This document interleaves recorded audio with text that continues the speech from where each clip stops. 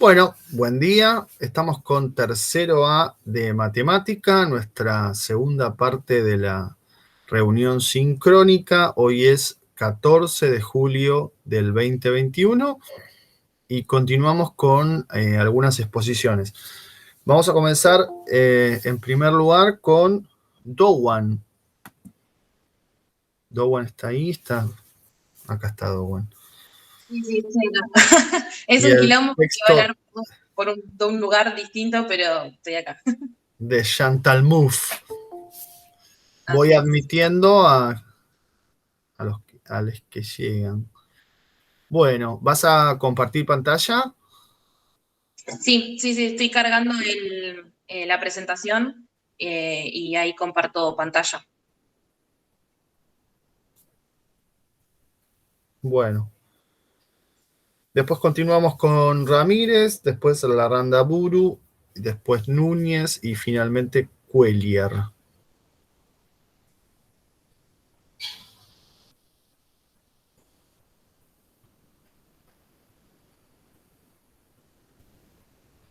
Ya arranco, ¿eh? Muy bien.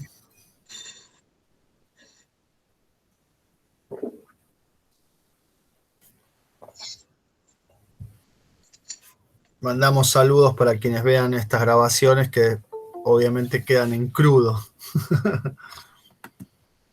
Mientras van llegando más compañeros.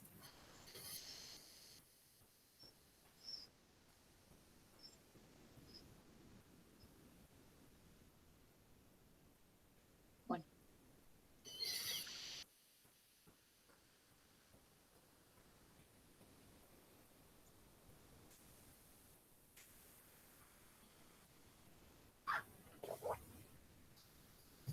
Bueno, vamos a tener temas combinados del eje 1, del eje 2, porque tenemos temas de Chantal Mouffe, de Gramsci.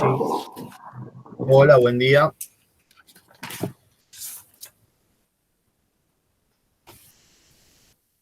De Arendt y de Gadamer. Bien.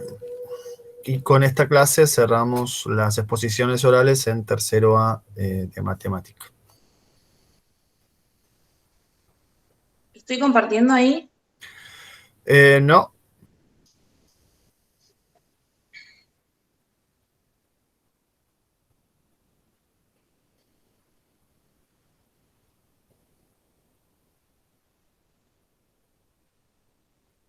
¿Ahí tampoco?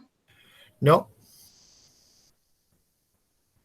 Apretaste, creo que está al lado de la manito que dice levantar la mano, presentar ahora. Sí. Y acá me parece que estoy... Ah, compartir. No.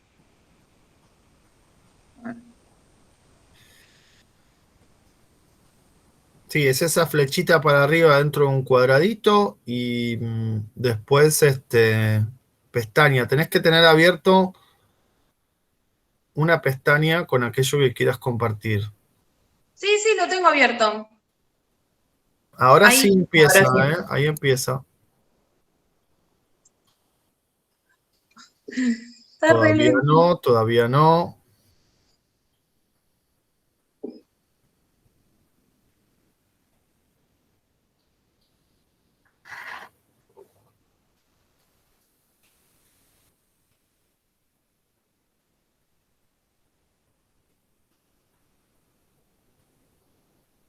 Ay, no, para. Ahora no.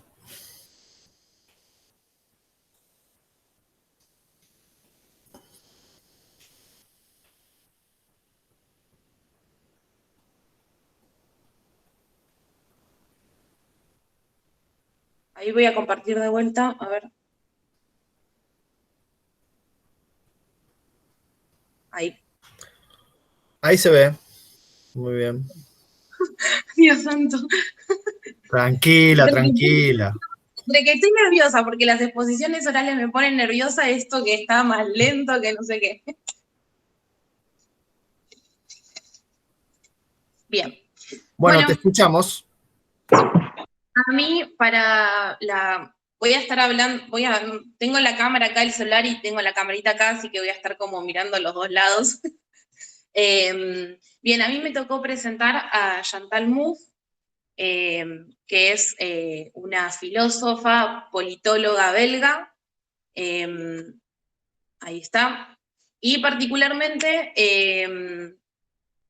voy a hablar del texto, que es En torno a lo político. ¿Está? Bien.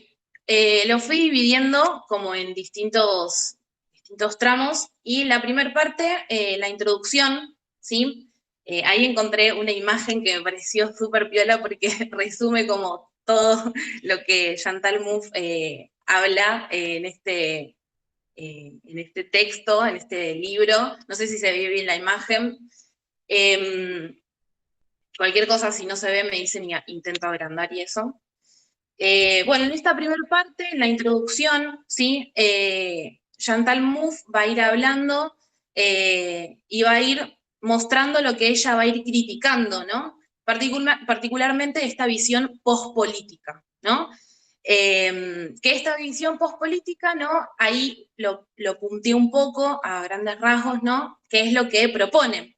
¿Qué es esto de evitar el antagonismo, ¿no? Bueno, tenemos que estar todos de acuerdo. Plantea un futuro cosmopolita, ¿no? Que es esto de pertenecer a una misma comunidad, ¿no? Una misma moral, todos juntos, estamos todos para el mismo lado. Un mundo donde hay que evitar el adversario, ¿no? Esto del enemigo, hay que ocultar el conflicto, ¿no? No existe en esta visión pospolítica. Y Chantal Mouffe dice que todo esto que plantea la visión es errónea, ¿no? Este enfoque está mal, y que de hecho no ayuda a la democracia, digamos, porque la democracia plantea todo lo contrario, ¿no? Y que perjudica, ¿no? A esto. Bueno, sabemos lo que es la democracia, ¿no? Pero ese espacio, ese lugar público donde nos encontramos y discutimos, ¿no? Vamos a debatir, podemos elegir, vamos a votar, ¿no? Como todo eso. Y que claramente la visión pospolítica dice todo lo contrario a eso, ¿no? Bien. Y para la autora, ¿no? Esto del conflicto, ¿no? Habla mucho y menciona mucho esta palabra, el conflicto, lo diferente, las distintas formas de pensar, ¿no? Los distintos proyectos de vida, las opiniones completamente distintas, todo lo que nosotros queremos, que es distinto, ¿no? Yo quiero algo distinto, a muchas personas no queremos todo lo mismo, ¿no? Que no está mal lo que plantea, ¿no? Que está bien que pase eso, ¿no? Que exista ese conflicto, ¿no? Y en la primera parte, en la introducción, lo va a tomar también en el capítulo 2, que voy a ir más adelante, pero toma una visión, sí, trae al libro un filósofo, ¿no? También politólogo alemán, Carl Schmitt, ¿no? Que es ella plantea que es como que puede llegar a traer controversia todo esto, porque Carl Schmitt, alemán, nazi, ¿no? Estuvo en el partido, militó en el partido nazi, y que este filósofo, ¿no? Entendía que lo político era la lucha entre amigo y enemigo, ¿no? Y dice que esta visión pospolítica adopta eso, ¿no?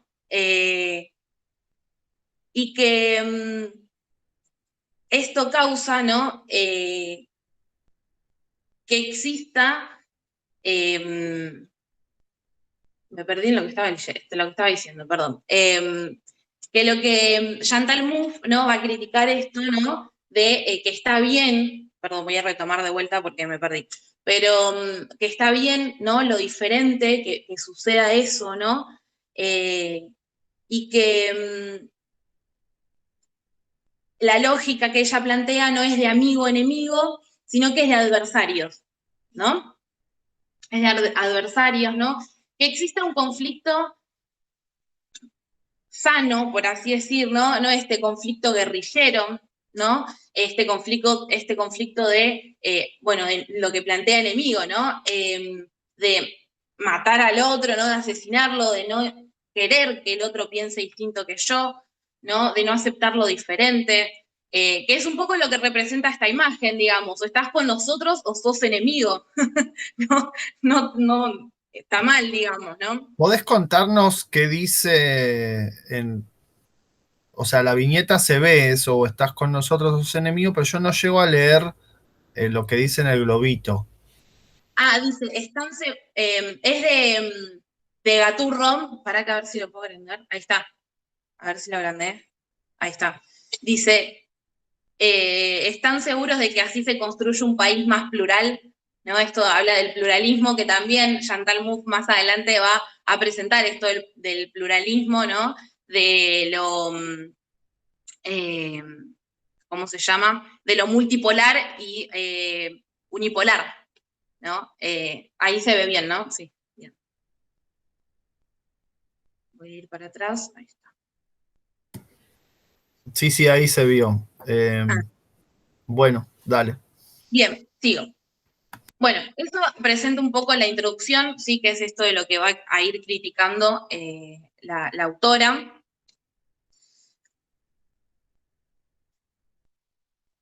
Bien, y después me voy a ir al capítulo 2, que habla esto de lo político y la política. Y que Mouffe acá en esta parte del texto hace una importante distinción, ¿sí?, entre la política y lo político, que no es tan común hablar de lo político, ¿sí?, que sí es más común hablar de la política. Y que para la autora, ¿no? Esto, hablar, ¿no? O meternos en lo que es lo político, abre nuevos senderos de reflexión, ¿no? Para la autora, la política, ¿no?, se refiere a ahí lo dice, ¿no?, es el conjunto de prácticas e instituciones a través de las cuales se crea un determinado orden. Es lo que conocemos, digamos, es lo que percibimos, elecciones, las personas, ¿no? Es todo lo que es más superficial, ¿no? Y en cambio lo político tiene que ver con un nivel un poquito más profundo, ¿no? Que es la dimensión de antagonismo constitutiva de las sociedades humanas, ¿no? Que tiene que ver con algo mucho más profundo, ¿no? Acá hace la política la presenta como un nivel óntico, que lo saca de este filósofo Heidegger, ¿no?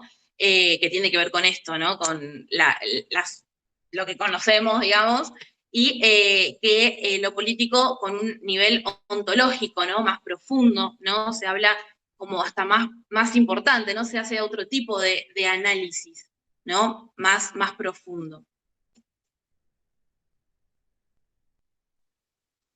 Y que lo político tiene que ver también con algo más filosófico, ¿no? En cambio, la política tiene que ver con algo más superficial, algo que trabajamos más nosotros, capaz las personas en general, ¿no? Y que lo político, ¿no? Este lugar de lo político, ¿no? Este espacio, ¿no? Es ese espacio de conflicto, ¿no? Es ese lugar en donde existe el debate, ¿no? Claro, Y, ya que después vimos Gramsci, podemos acá decir, ¿no? Lo político es el lugar donde se confrontan distintas concepciones de mundo, y en eso no necesariamente, de hecho no lo hay, no tiene que haber coincidencia, como sí pretende la visión pospolítica de llegar a una suerte de armonía donde todas las visiones... No, no, porque hay claro, concepciones de mundo diferentes. sí, claro, de hecho plantea que está Sí, perfecto. Tiene que existir. ¿Cómo? Perdón, armonía. Morena. No, iba a decir armonía como sinónimo de hegemónico, ¿no? Esto es así, acá está todo bien. Claro, no exactamente, como pero como dominación. sabemos, lo hegemónico tiene una cara dominante y una cara dominada, digamos, ¿no? Entonces esa armonía lo que pretende es consolidar un orden establecido y que no cambie nada. Ese es el problema de la visión pospolítica, Claro. que no quiere que se discuta política en serio o lo político, porque justamente quiere consagrar el estado de cosas existente. Ahí está el punto. Así ¿No? es. Como si todos pudiéramos ponernos de acuerdo en qué es lo religioso, ¿no? Es decir, no, bueno, en lo político tampoco nos podemos poner de acuerdo. Hay confrontación, hay conflicto, pero como decía la compañera, eso no implica amigo o enemigo. No. Un poco feliz la elección de Nick, te aviso, porque lo decimos acá y lo denunciamos, no solo es un mediocre como dibujante, igual yo no soy nadie para juzgarlo, sino que es un ladrón de dibujos. Pero bueno. No sabía esa parte de la Sí, sí, historia. eso, bueno, es algo que hay que contarlo, porque de boca en Sí. boca, justamente por ese tema, ¿no?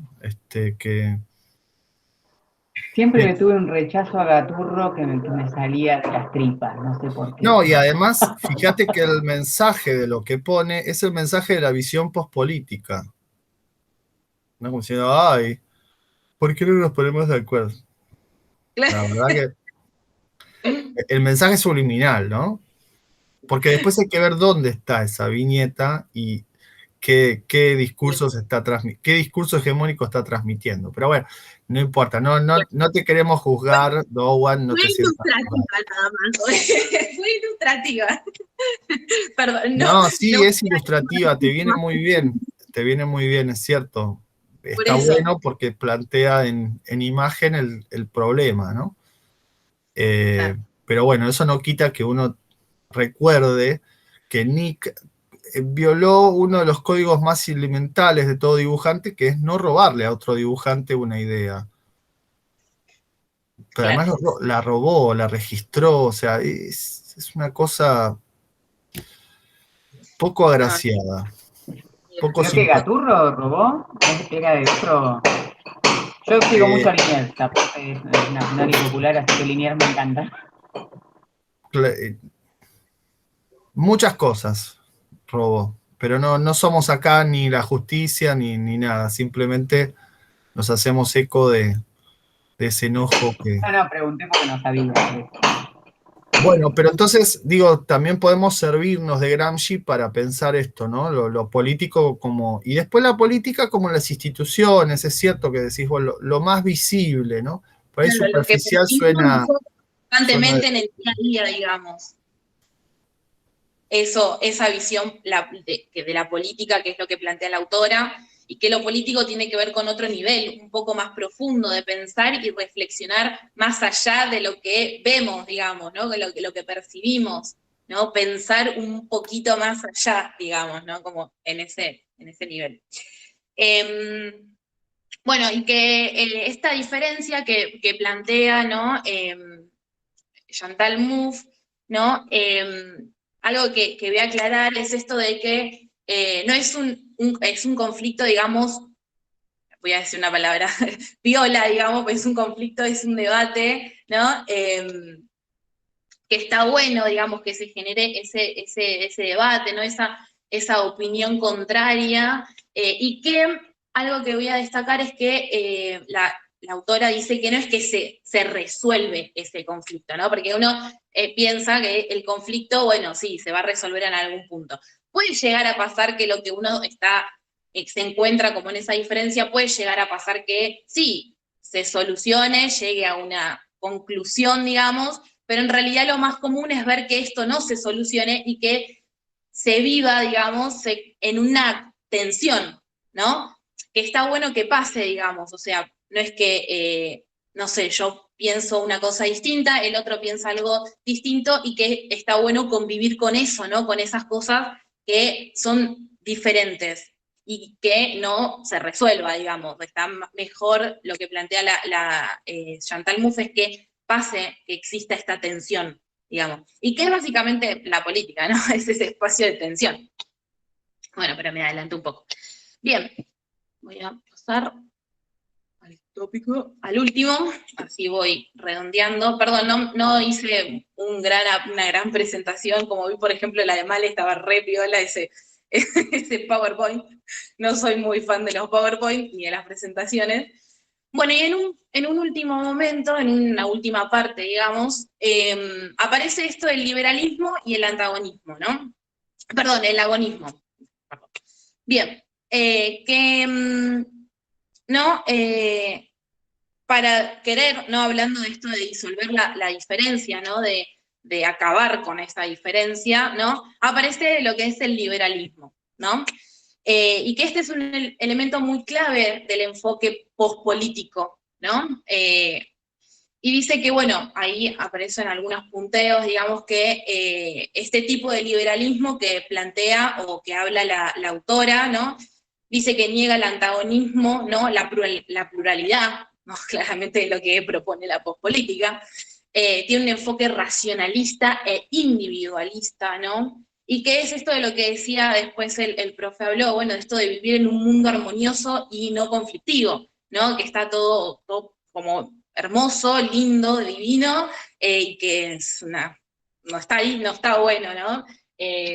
Vivir en un mundo así, digamos, es como, yo en un momento hasta cierto punto puse, ¿no? Que en mi opinión es hasta sano que exista esto de la diferencia, ¿no? Que exista esto de el conflicto, ¿no? Del debate de opiniones distintas, ¿no?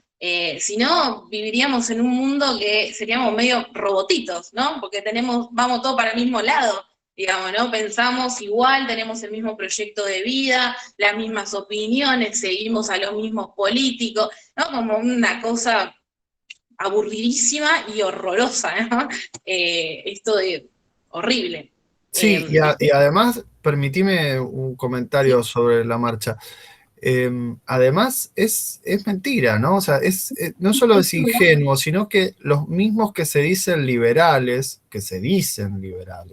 no que lo sean, de golpe tienen referentes que justifican prácticamente un accionar al estilo enemigo, ¿no? Esta semana estuvo en los medios el tema de Cuba, ¿no? Cuba fue siempre un referente que para el liberalismo es prácticamente el horror, es la encarnación del diablo, del mal, de todos los males, de todas las cosas espantosas que puede haber.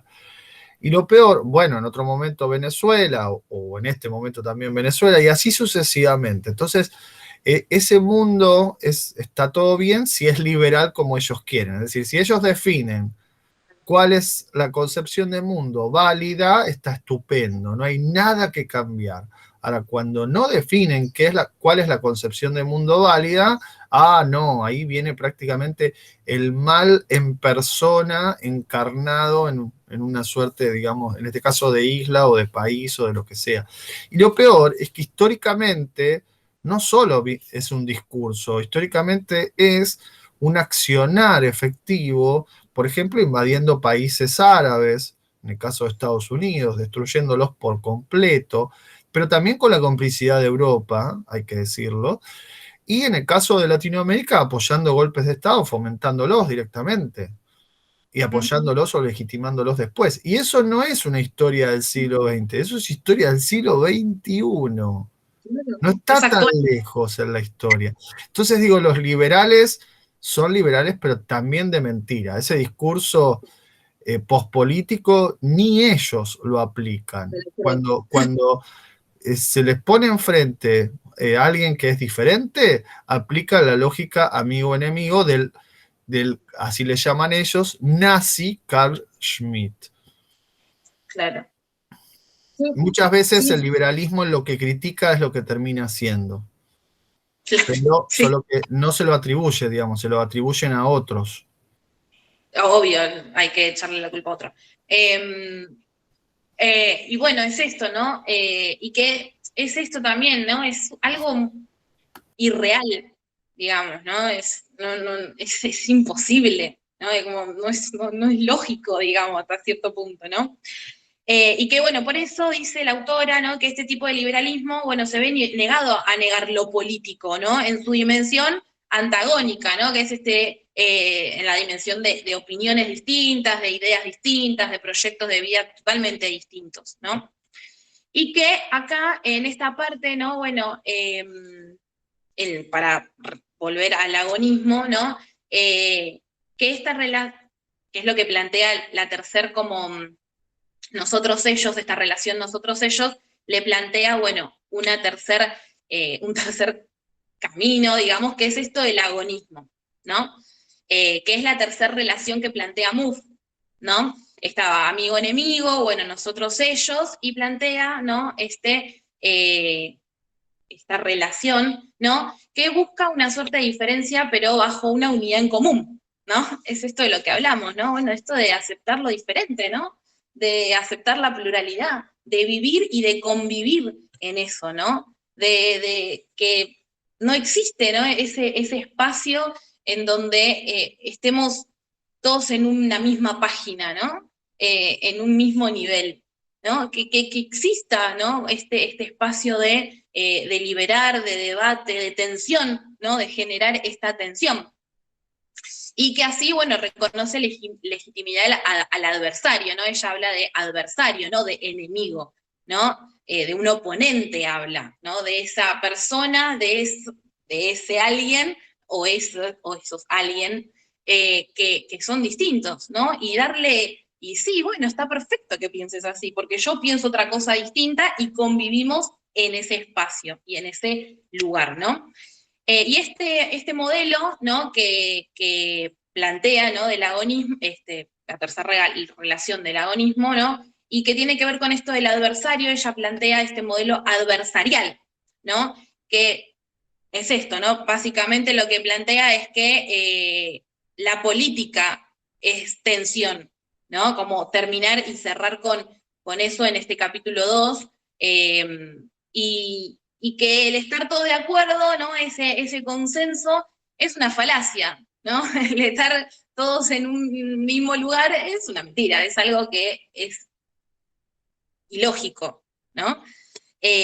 Bueno, mientras que el liberalismo propone lo completamente distinto, que es esto, ¿no? Busca hacer sólida una hegemonía de poder, ¿no? Excluyendo y negando lo diferente, matando, ¿no? Al distinto.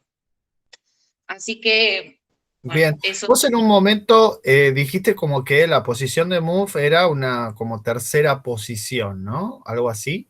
Una tercera relación, sí. Esto de Claro. la Ni armonía total, ni conflicto destructivo. vivir claro, en un medio, digamos, o sea, es esto, ¿no? Un equilibrio entre esas partes, digamos, ¿no? Asesinando y no diciendo que, no existe lo diferente. ¿Qué pasa si uno aplica un pensamiento dicotómico en esto que vos decís y dice, bueno, el tema es que si el conflicto, el agonismo, ¿no? El adversario, se pone un poco tensa la cosa, ¿qué impediría que se transforme en enemigo? Y si no se pone tensa, ¿qué impediría que esto se transforme en la misma visión armoniosa, pospolítica que critica la autora? ¿Qué te parece?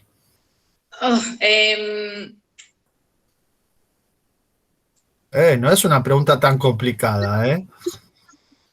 Es que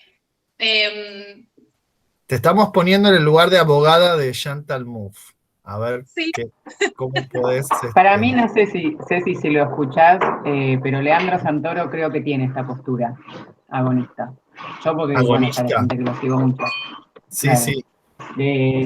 De tratar de consensuar, de sentarse en la misma mesa. De hecho, la vez pasada estuvo con la nieta esta de Mirta Legrand, no me acuerdo cómo se llama. Juanita. Y enfrente tenía a toda la oposición, o sea, estaba él solito ahí con su arma, pero en ningún momento hace rivales. Perdón, están los obreros en casa. No son rivales, él busca encuentros y canea, no te digo que no, pero va por ese lado, él va a buscar que los dos tenemos un mismo objetivo, en el caso de que sea, no sé, la mejora de la educación, suponete, pero los caminos que plantea Juntos por el Cambio es uno y los de ellos son otros. Bueno, ahí está, pero entonces tenés los dos costados para que te entren las balas, o los golpes, digamos, para usar el sonido de fondo. Que es que te digan, bueno, ustedes no quieren cambiar nada, en definitiva, o que te digan, ustedes están tensando las cosas para que se pudra todo. Una cosa así. Claro, pero Chantal Mouffe, esto de la tensión, no creo que es para que se pudra todo, digamos, es para intentar como Es una expresión popular, que se pudra todo, ¿no? Claro, digamos, como es esto que decía Malena, ¿no? De, bueno, de estar conviviendo en un mismo espacio, digamos, ¿no? Que no se nos vaya por Pero esto uno de, puede convivir en un mismo espacio si nosotros festejamos el Día de la Independencia el 9 de julio y otros lo festejan el 4 de julio. ¿Puede haber una unidad de fondo ahí? Pregunto, no. no lo sé. Pero se puede respetar a cada uno. Yo creo que por ahí pasa el tema, ¿no? Que por ahí los dos bandos, digamos, van a tener cosas buenas en las que Yo van a poder. no sé si puedo respetar a alguien que está trabajando para otro país. Voy a tomar palabras tuyas, creo que la semana pasada o la anterior. Sí, No Mariano. resisto una semana de archivo. No, no. Dijiste que nosotros tenemos que incluir igual, Ay, aunque no. sean distintos. Sí, la dijiste. No, qué malvada está Guillode, por favor, por favor. Pero era relación con otro tema, no con este tema. No, vale lo mismo.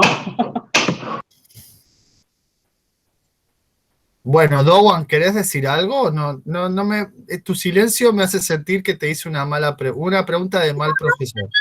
No, por Dios, para nada, no. Es esto, digamos, este equilibrio y que a veces sí, yo creo que es muy difícil y plantea algo súper interesante para llevarlo a seguir trabajándolo, digamos, y seguir buscándole y seguir trabajándolo, ¿no? Y seguir como, ¿no? Pero que está muy bueno lo que plantea Chantal Mouffe, pero bueno, creo que es como difícil esto del, o por lo menos en mi opinión personal, digo, es difícil esto de, bueno, de convivir o aceptar algunas cosas, digamos, bueno, esto que vos planteaste, profe, bueno, yo no estoy estoy en contra de que alguien esté trabajando para otro país, ¿no? Y bueno, pero no ir a, capaz la idea es como no matarlo por eso, digamos, no, no asesinarlo por eso, No, digamos. por favor. Nunca un Mira, mensaje así. No, claro, está un bien. ejemplo concreto. ¿Cómo se llama esta? La que hizo el golpe de Estado, la presidenta de Bolivia, Yáñez. No, pero no le pongas comillas. Fue un golpe de Estado. Presidenta. Ah, presidente de la Las comillas fueron a presidenta. Me hizo acordar a lo que decía este hombre cuando, ¿cómo se llamaba? El que murió. Bueno, director de cine, que era senador. Bueno, Pino Solanas, gracias. Al enemigo, la mejor justicia. A ella la tenemos que incluir dentro de la nueva democracia que se está reforzando y rehaciendo en Bolivia y darle la mejor justicia. No una trucha, una así nomás, una que pongámosle tal cosa, así la metemos más. Sí, lo que pasa es que la justicia la hacen personas de carne y hueso también, que son bastante influenciables, ¿no? Ese es otro problema. Sí, bueno, pero yo comparto esa idea. Hay un presupuesto en lo que dice Chantal Mouffe, que es esto de, bueno, de alguna manera el modelo agonista puede andar si renunciamos a la verdad. O renunciamos a la idea de que hay una verdad y que uno la tiene o la puede ver con evidencia, ¿no? Este me parece que es el problema. Es decir, que hay una sola, si tenemos que renunciar, y es muy importante, a que hay una sola concepción de lo político. Tenemos que pensar que hay diferentes, algunas nos gusten más, otras nos gusten menos, pero bueno, son alternativas. Y tenemos que pensar que ahí ya está la pluralidad, ¿no? Claro. Porque si yo pienso que tengo la verdad y que todos los demás están equivocados, pues estoy convencido. Ahora, si no estoy convencido, no sé si la peleo tanto, ¿no? Ese es el otro problema. Pero si yo tengo la verdad, voy a querer convencer a los demás, porque pienso que la verdad es una y es evidente, y solo falta que los demás se clarifiquen un poco. Claro. Y ahí se es vengan donde, hacia mi lugar. claro, pero ahí es donde la cosa toma, o sea, al mismo tiempo toma fuerza, pero si toma mucha fuerza se va, digamos, ¿no? Se va a amigo enemigo. Claro. Así es. Bueno, Dowan, ¿querés redondear algo más? ¿Decir algo más? No. ¿Está Ya. bien? Bien. Sí. Bueno, muy bien, te aplaudimos. No.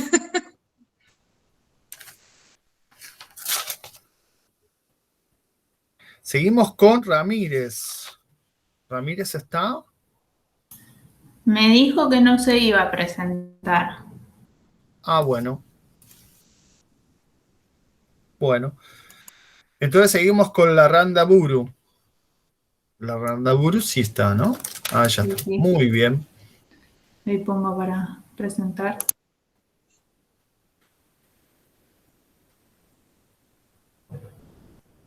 No tendremos entonces a Gramsci. Qué lástima.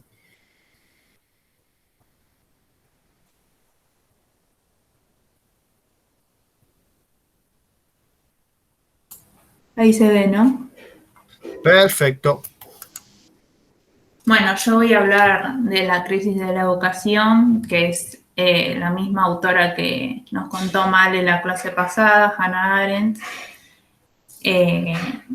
Bueno, y ella plantea la crisis no como algo malo, no lo ve algo como tan dramático, sino que lo ve como sinónimo de oportunidad para repensar, reflexionar, qué cosas se pueden mejorar, cuestionarse. Es algo que termina y algo que empieza. Así lo ve a la crisis. Bueno, ella en el texto habla solo de Estados Unidos, pero aclara que esta crisis de la educación no es característica de Estados Unidos, sino que pasa en todos lados, en todo el mundo. Relaciona también con la natalidad, que es justamente la esencia de la educación, y la natalidad son los infantes, los nuevos, los recién nacidos. Y esta infancia es reconocida por Rousseau recién en el siglo XVIII, pero Rousseau ve a la educación del niño con un fin político, lo ve más como la formación del ciudadano, más con fines políticos.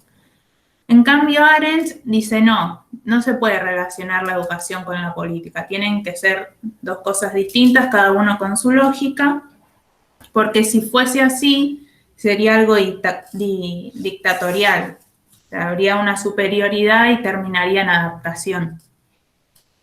Es por eso que ella dice que tienen que ser distintos. Además, se supone que en la política ya hay gente educada. Entonces, no se podría los educados no podrían educar de nuevo a los que ya están educados. Bien. Después habla de la escuela nueva, ella les dice teorías educativas modernas, que bueno, la escuela nueva habla de que el lugar protagónico es del estudiante que va construyendo su aprendizaje y el docente es un guía y acompañante, como pasa a un segundo plano. Y esto genera una crisis porque, claro, ahí el protagónico es el estudiante y se va igualando, surge el término de la igualdad y ella toma la educación en Estados Unidos y en Gran Bretaña, que en Estados Unidos está la escuela obligatoria hasta los 16, la prepa, que justamente los prepara para la universidad, mientras que en Gran Bretaña es más basado en la meritocracia, ¿no? Se hacen exámenes más complejos que generan un filtro y dice, bueno, vos quedaste, vos no, vos seguís más para arriba y vos te quedás ahí abajo. Y bueno, dice que esta igualdad de Estados Unidos quiere romper las diferencias de clase, justamente genera igualdad y acá es donde se pone en jaque la autoridad del docente y surgen tres supuestos básicos. El primero es que el mundo infantil se vuelve autónomo. ¿Qué pasa? No se reconoce la autoridad del docente en este caso. ¿Y esto qué pasa? Va a pasar que el grupo infantil se va a volver más tirano, ¿no? Lo que hablábamos del bullying. También yo pensaba que hay mucho ataque de pánico, ansiedad, que eso se está viendo mucho en los colegios, en los chicos. Y bueno, un gran causante podría ser esto, ¿no? Todo esto que se sufre en el colegio y demás. Y termina en eso de pertenecer, de adaptarse al grupo, y esta sociedad de adaptación que veíamos antes pasa por eso. Y los adultos... Una cosita, perdón ahí que me meta, ¿no? Me parece que es interesante esto, es visionario esto que está diciendo Hannah Arendt, no solo ya por el tema de la natalidad, sino también esta crítica a la autonomía del mundo infantil, lo cruel que puede ser ese mundo infantil, ¿no? Dictatorial prácticamente. Yo ayer, mientras repasaba, me acordaba que en primer grado de primaria un compañero fue al baño y fueron el resto de mis compañeros y le fueron a pegar, nenes de 5 o 6 años. Y nada, se terminó cambiando de colegio, pero... Y así terrible. cada uno de nosotros podría recordar miles de cosas muy feas que viví. De hecho, una vuelta se me ocurrió preguntar en una clase experiencias negativas en las instituciones escolares y fue abrir prácticamente la tapa de una cloaca y sumergirse en esa cloaca, porque era ver quién tenía la historia más fea, más desagradable. Entonces, es complicado esto, ¿no? Digo, no se puede romantizar la infancia como si fuera, ay, son todos inocentes, ¿no? También tiene este componente de crueldad. Y esto está bueno que lo recuerden para cuando en el segundo cuatrimestre veamos Foucault y todo el problema del disciplinamiento y esta lógica de un poder que no solo viene de arriba, efectivamente hay una arriba que marca una línea, pero también viene entre pares. Sí. Ese es el otro punto interesante, ¿no? Y ese juego entre pares muchas veces es terrible. Por eso, digo, me parece muy perspicaz, muy visionaria Hannah Arendt en este punto, ¿no? Sí, y bueno, como bien ahí puse, los adultos, como no comprenden, no pueden ayudar y, digamos, no hay justicia de esta presión sobre los más débiles. Bien, el segundo supuesto habla de la pedagogía como ciencia de la enseñanza, que se independiza del conocimiento específico, es decir, yo por saber enseñar puedo enseñar cualquier cosa. Ahí bien puse saber enseñar sin saber qué se enseña. Y esto también lo podemos relacionar con eso del que se engaña al niño que veíamos antes, porque claro, uno por saber enseñar ya puede enseñar cualquier cosa, entonces, sin saber del conocimiento específico que va a enseñar. Entonces termina como engañando. Y esto que genera una mala formación en la docencia, y esta falta de conocimiento va a poner en la cuerda floja a la autoridad. Y por último, tenemos... ¿Puedo decir una cosita sobre ese punto que es muy interesante, que también lo veíamos con el texto de Adorno? Sí. Ojo que la inversa no vale, ¿eh? Ustedes están en el medio ya adentro de una reforma del plan de estudios de matemática, de la carrera de matemática, que pasó de una concepción basada en mayor énfasis en el saber enseñar sin tanto énfasis en el qué, a una concepción más basada en que hay que saber bien el qué para poder enseñar. Y de hecho forma parte del currículum oculto de esta carrera, hay que decirlo, saludos a los profesores y profesoras de matemática, el creer que, digamos, que Que por saber es más mucho se puede importante enseñar. Claro, exactamente. Bueno, en un colegio, yo fui a 2 colegios, y la mayoría de los profesores no eran profes. Eran nutricionista, ingeniero, no sé, algo, traductora de inglés. Eran todos con carreras. Bueno, a mí me pasó en los 90, yo soy perito mercantil, hice el secundario en los 90 y eran todos contadores, porque no tenían laburo y se mandaban a ser profesores. No es lo mismo.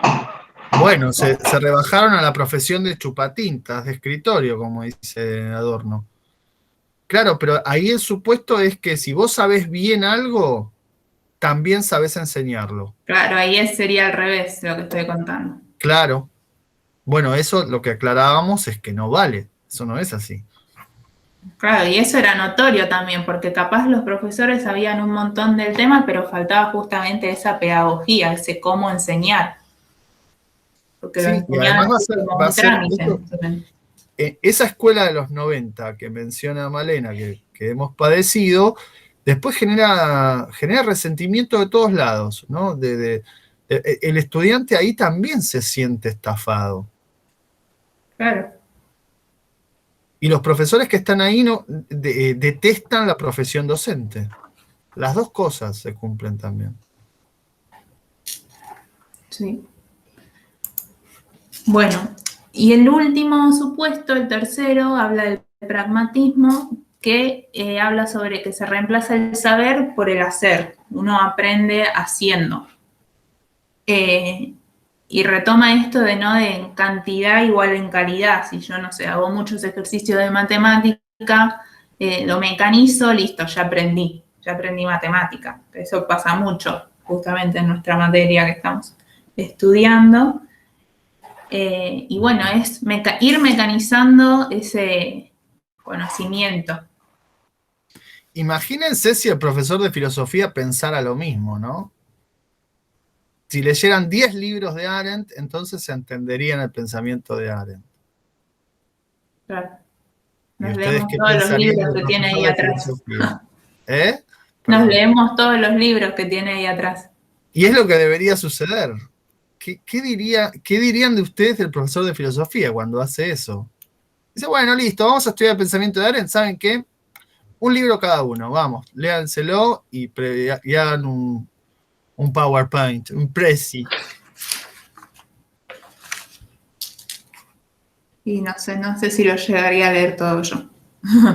Bueno, este ejemplo exagerado tiene un mensaje implícito para ustedes, quiero creer. Sí.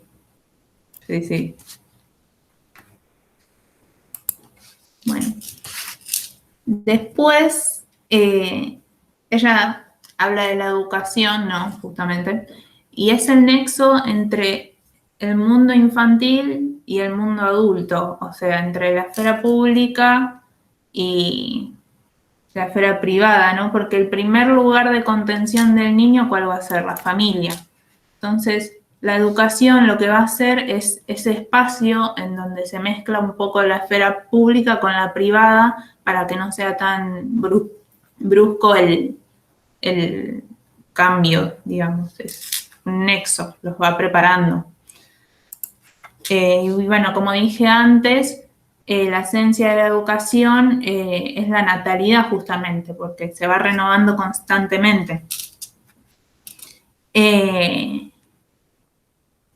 Y uno no puede escapar o sea, no puede vivir sin vida pública ni tampoco sin vida privada, ¿no? Es como la luz y la sombra. Es necesario tener de ambos para crecer.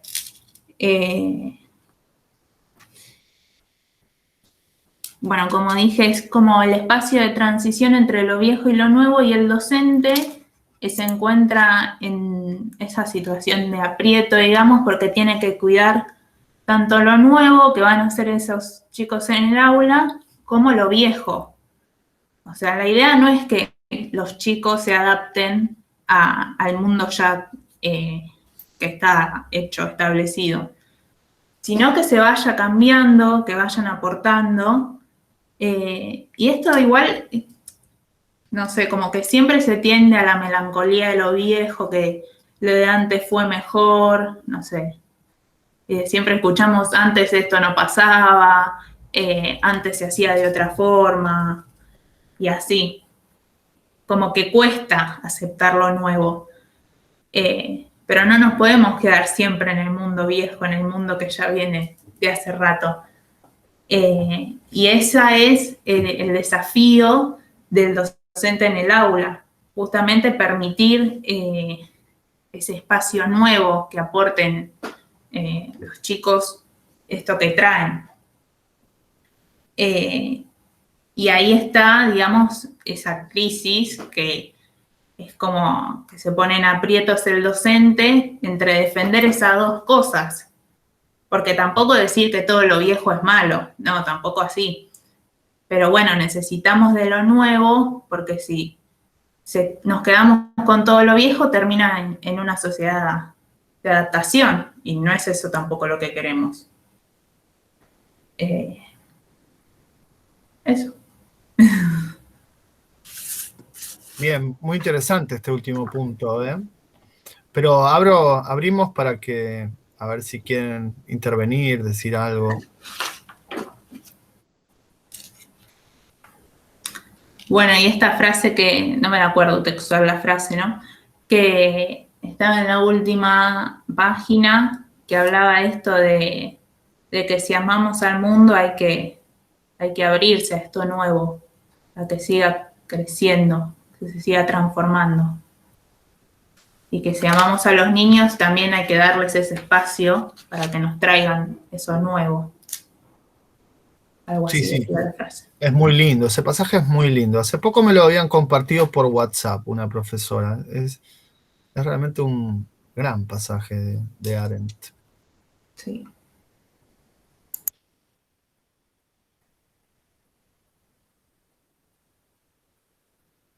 Wow. Bueno, yo me quedé enganchado también con este tema de lo público y lo privado, ¿no? Porque hay un momento donde ella dice, bueno, a veces los traumas que tienen los chicos, los hijos de famosos. Claro, el exceso de luz sería. El exceso de luz, tal cual.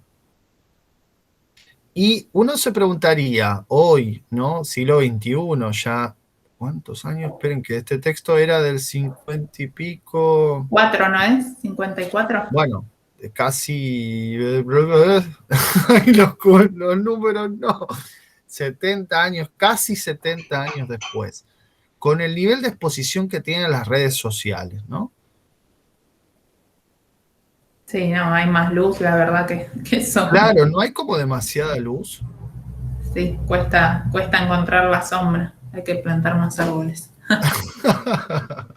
Muy bien, se vino con la frase, la Randaburu, muy bien, me gustó, sí, hay que plantar más árboles, no hay duda.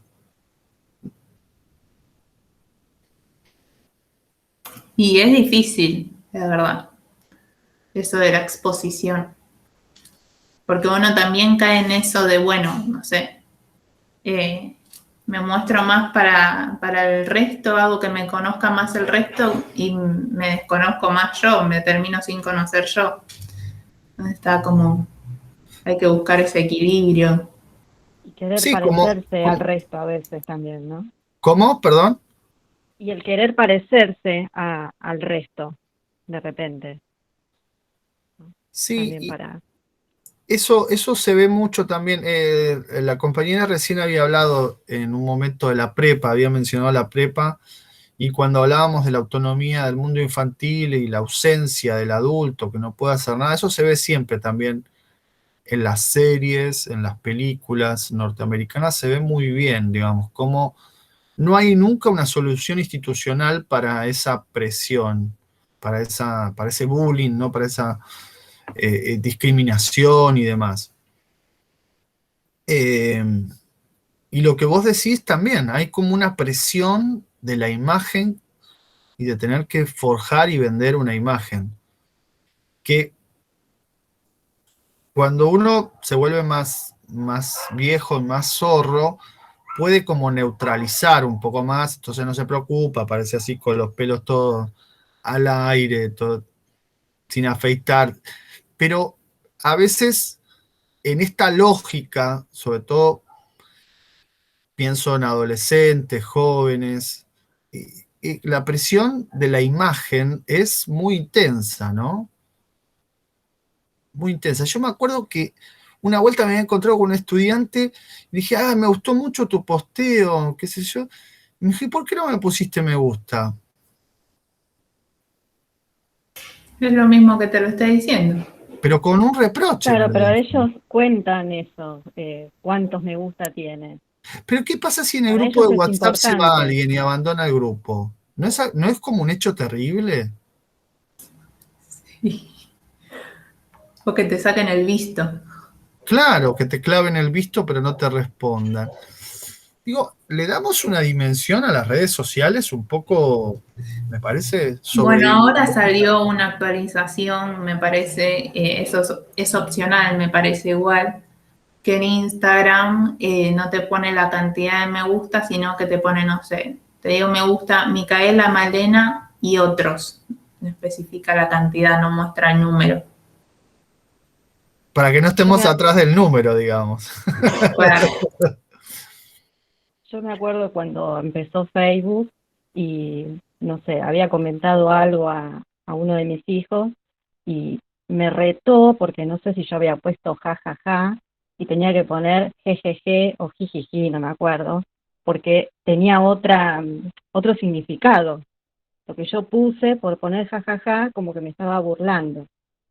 Y yo no entendía nada, pero bueno, para él, según, no sé, lo iban a leer sus amigos y lo iban a entender mal, ¿no? Y yo digo, ¿qué tiene que Claro, ver? ese Pero es el bueno, punto, para ahí está ellos, la mirada, ahí está la mirada de los demás. Ese es el que está pendiente de la mirada de los demás. claro, sí, sí. Bueno, muy bien. Gracias, Larrandaburu, te aplaudimos. Y pasamos a Núñez antes que se le acabe la batería del celular, porque si no... Ay, sí. A ver si me sale esto de presentar de acá. ¿Desde el celular? Sí, téngame paciencia. Me parece que es re difícil, ¿eh? No sé si... A ver.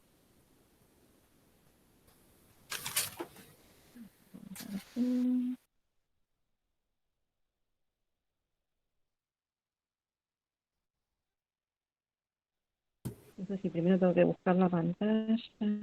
A ver, tendrías que... Estamos viendo la pantalla de tu celular ahora. Y vemos que te queda 40 y pico %. Ay, no me digas. Y ahora estamos viendo una foto y las aplicaciones. Y ahora la pornografía. Estamos viendo pornografía. No hay. Núñez. Wow, muy bien. Verdad y método, qué lindo. Sí. A ver, A ver, espere no que te ahora quiero tengo poner que un poner brete de acá. agrandar. Presentar en una reunión, ¿no? Uy, ID de la reunión. ¿ID de la reunión? Qué linda A pregunta. ver. Igual lo vemos. Presentar No, en pero los... lo vemos, sí. Ay, siempre te invaden todo, ¿ves? Vos querés presentar Sí. algo y te comen el celular de todos lados. Pero acá ven Y si todas las... ponés presentar en este dispositivo, que ya está A ver, compartiendo y debería... a ver, vamos a ver. Cálculo no, por favor. Por favor, cálculo no.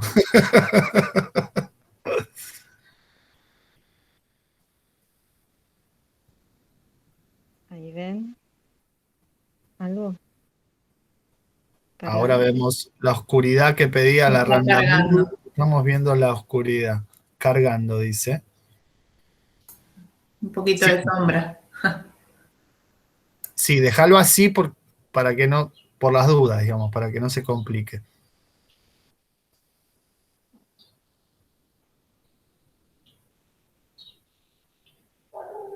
Núñez, ¿estás ahí? ¿Estás ahí? Sí, sí, sí. Bueno, dale, te Encima no sé ni dónde escuchamos. está el botón de la cámara acá. Bueno, yo empiezo. Voy a hablar sobre el texto de Verdad y Método de Hans-Georg Gadamer. Fue un filósofo alemán, alumno de Martin Heidegger, y fue muy importante en su época. Escribió muchos libros, entre estos, este es el más importante, que lo escribió en 1960 y después en 1986 hizo una ampliación. Fue como el padre de la hermenéutica. Ay, no sé por qué tarda tanto. Bueno. Él habla de este término hermenéutica, que es el arte de interpretar y de la comprensión. ¿Sí? Si buscamos en el diccionario, va a aparecer como el arte de interpretar textos sagrados, porque así nació. Después se usó para también interpretar textos jurídicos, y después en el siglo XIX empezó a ser una corriente filosófica, de la que hay algunos exponentes. Entre ellos es Schleiermacher. Él plantea dos vertientes, una objetiva, donde establece una relación circular, ¿no? Donde el todo debe entenderse desde lo individual y lo individual desde el todo. Él habla de que la palabra pertenece a una frase, que el texto pertenece a la obra del autor y que esa obra pertenece a un género literario. Y después una vertiente subjetiva, donde nos dice que el texto es una manifestación de un momento creativo del autor y que tiene que ver con su estado de ánimo. Otro de los exponentes es Dilthey, donde ya nos habla de una estructura y le da formalidad. Plantea al método de la comprensión como un método general, ¿no? Heidegger, en cambio, no está de acuerdo porque dice que no es un método para ser aplicado por un sujeto, sino que es el modo de ser del sujeto, ¿no? Porque el hombre es un ser interpretativo, interpreta su realidad, su mundo. ¿Ustedes me escuchan? ¿O me fui? Te escuchamos perfecto, Porque yo no veo nada. y con una tranquilidad envidiable, te Ay, digo. qué bueno, bueno. Ay, tan lindo que estaba lo que hice, miren. Bueno. Se nota que está muy lindo, la imagen, la verdad es que es muy buena lección. Pero están viendo la carátula nada más.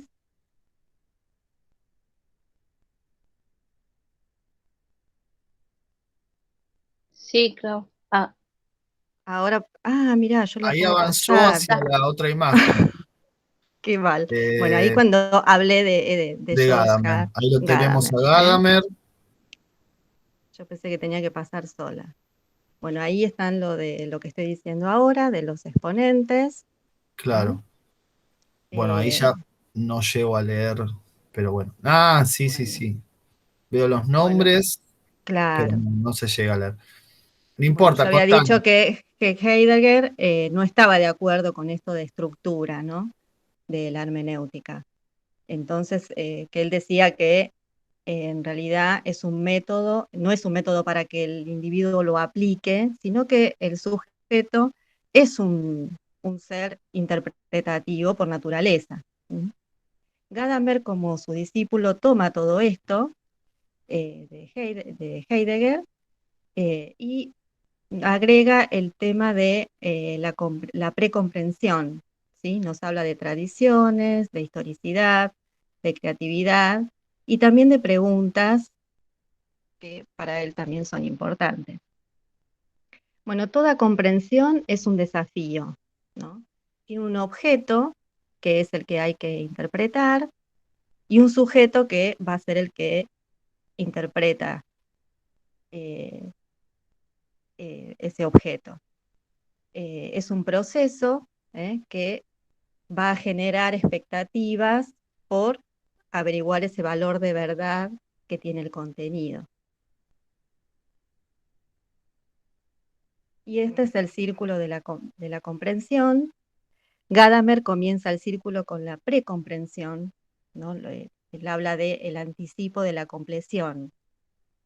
Cuando nos sentamos a leer un texto, nosotros ya esperamos o le damos esa idea de verdad, buscamos que el texto tenga sentido. La hermenéutica saca a la luz los prejuicios, ¿no? El estar abierto a la opinión del otro, para relacionarlo con nuestras propias opiniones.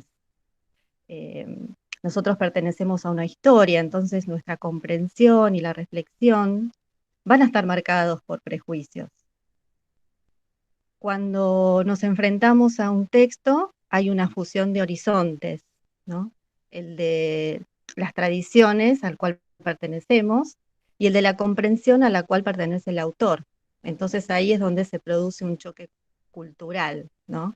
Hacemos una revalorización de los prejuicios. Gadamer habla de distancia temporal, que es lo que nos permite eliminar esos prejuicios naturales y que entonces todo se puede volver a interpretar, a reelaborar, ¿no? Nos habla también de... Una cosita ahí, Perdón. Claudia, respecto de esto de los prejuicios que decís, por un lado hay que abrirse al objeto y por otro tenemos prejuicios. ¿Cómo se concilian esas dos posiciones?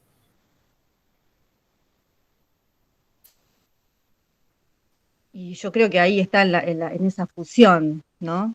De ese choque, porque en nosotros, el autor, como ya cuando escribió el libro, obviamente ya lo escribió con sus prejuicios, con su estado anímico, y bueno, nosotros ya nos predisponemos con nuestra historia, desde otro punto. Y bueno, ahí está la comprensión, ¿no? Y esta verdad que dice Gadamer que se va dando en cada uno de los puntos, ¿no? Que la verdad no Lo que es pasa es que absoluta. uno generalmente tiene esta idea de prejuicio como una suerte de impedimento, digamos, ¿no? Como es algo que te impide ver algo, que te Claro. traba. Sí, Y, sí. y entonces, Sí, acá no está tomado la palabra prejuicio como en ese sentido, ¿no? Sino justamente desde la historia, desde la tradición que, que, que tiene el autor y la que llevamos nosotros. pero entonces para abrirse a la comprensión, teniendo inevitablemente prejuicios por el lugar histórico, temporal, espacial en el que estamos situados, eh, supone que uno los pueda desarmar esos prejuicios. Claro, claro. Él habla de reelaborar, de Claro, volver a interpretar, de rediseñar, ¿no? bien, bien, Por eso buenísimo. después, bueno, el otro punto es el oír el texto, ¿no? Justamente el estar dispuestos a que el texto diga algo, que no significa ser neutral, ¿no? Sino apropiarse de nuestras opiniones y prejuicios para que justamente el texto haga valer su verdad. Y Claro, ahí hay después un el punto. aplicar Sí, perdón. Ahí también hay un punto que es difícil, digamos, ¿no? Porque toda Sí, interpretación, toda comprensión supone una actividad de parte del sí, intérprete, ¿no? O del hermeneuta. Ahora, también es cierto que uno no puede forzar al texto a que diga lo que no dice. sí, Y entonces ahí el otro polo sería, no, deja hablar al texto y que diga lo que tiene que decir. sí, sí, Que es un poco también el problema este que señala después en el diario. A la gente le gusta hablar, no escuchar. sí, es verdad. Bueno, el Bueno, otro perdón. punto sería el aplicar el sentido, ¿no? Esas expectativas en relación con esa verdad que buscamos del contenido. Eh, el saber que lo que estamos leyendo es verdadero. Justamente cuando eh, eh, intentamos comprender el texto, hacemos un proyecto. Entonces dice, lo revisamos, eso genera otro proyecto. Entonces estamos en un constante rediseño. Y por último, las preguntas esa apertura de posibilidades, ¿no? Preguntarnos qué es lo que despierta nuestro interés y cuestionar justamente los prejuicios, que no significa eliminarlos, sino justamente hacer uso de ellos, ¿no? Bueno, entonces yo hice como un resumen y les puse que el ser humano es por naturaleza interpretativo. El círculo de la hermenéutica es infinito y que no existe la verdad, sino que la hermenéutica es la que dice su verdad y la vamos buscando en cada uno de los puntos. El texto debe analizarse como una acción, desarrollado en acciones menores, no esto de que el todo debe entenderse desde lo individual y lo individual desde el todo, para lograr justamente el efecto, la verdad. Y que la comprensión está al comienzo y domina paso a paso el todo. Esto sería la primera parte del texto que nos habla del círculo de la comprensión. Y la otra parte del texto habla de la incapacidad para el diálogo. Bueno, acá tiene unos efectos, no sé si va a aparecer. Bueno, el hombre está dotado por naturaleza de la capacidad para el diálogo. ¿Mm? Y es la palabra, o el lenguaje, un atributo natural, ¿no? Pero esa palabra solo va a encontrar confirmación ahí está, en la recepción y aprobación del otro, cuando se produce una aproximación, ¿no? Donde las objeciones, los puntos de vista del otro son lo que va a hacer posible ese acuerdo para exponer nuestros fundamentos, ¿no? Justamente Aristóteles definía al hombre como el único ser en la tierra dotado del lenguaje, y este solo se da en una conversación, cuando se encuentran dos personas. Ahí es donde aparecen dos visiones que se confrontan. ¿Sí? Se establece una unidad, produce afinidad, amistad. Toda conversación enriquece, transforma. Y nombra a dos como incapacidades de ese diálogo en la conversación pedagógica y telefónica, ¿no?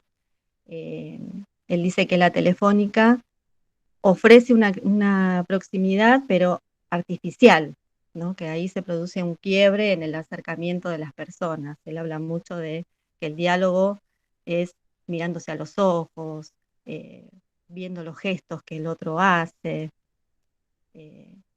como que esa es la forma auténtica de diálogo. Entonces el diálogo telefónico no lo ve como auténtico. Y en la pedagógica, porque dice que ahí radica una estructura monologal, ¿no? Es el docente el que tiene la palabra, el saber, y el único que está autorizado a ese diálogo. Entonces el alumno, como oyente, no tiene capacidad ni siquiera para preguntar, y mucho menos para oponerse a lo que dice el docente. Nos marca tres situaciones como auténticas de donde se da el diálogo, que es la negociación, el diálogo familiar y el diálogo terapéutico. En la negociación, porque importa llegar a un acuerdo, entonces los interlocutores están movidos por intereses, ¿no? Aunque también habla de una incapacidad acá porque al estar movido solo por intereses, el diálogo no es entre persona y persona, ¿no? Es solo para llegar a un acuerdo. Después en el diálogo familiar también dice que estamos habituados a veces a una situación monologal. Por esto, y más ahora, ¿no? Donde se escribió el libro fue en 1960, 70, estamos en una comunidad tecnológica. Entonces el diálogo ya no tiene ese lenguaje común entre las personas, ¿no? Él habla ahí de la sobremesa familiar, donde de repente están reunidos en una mesa, pero con un televisor prendido, y bueno, ahora quizá cada uno con su celular, o tablet, o alguna computadora. Entonces ahí es donde se rompe el diálogo, y ahí aparece esta incapacidad. Y el otro, el diálogo terapéutico, donde justamente se intenta curar una incapacidad para el diálogo a través del diálogo, ¿no? Y es justamente el diálogo el trastorno patológico, ¿no? Esa incapacidad es lo que hay que curar.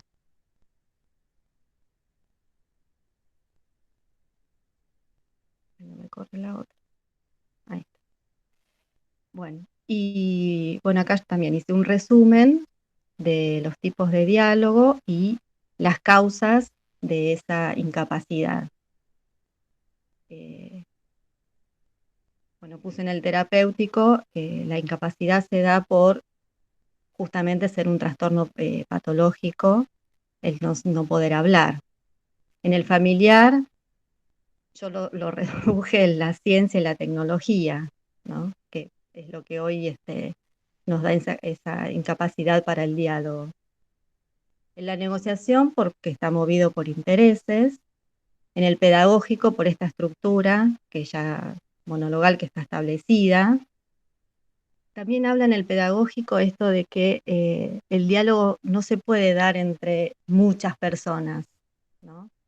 Él habla acá del diálogo entre dos, porque ya cuando hay muchos, ya hay un desoír, el oír mal, y ahí es donde se produce este quiebre o esta incapacidad.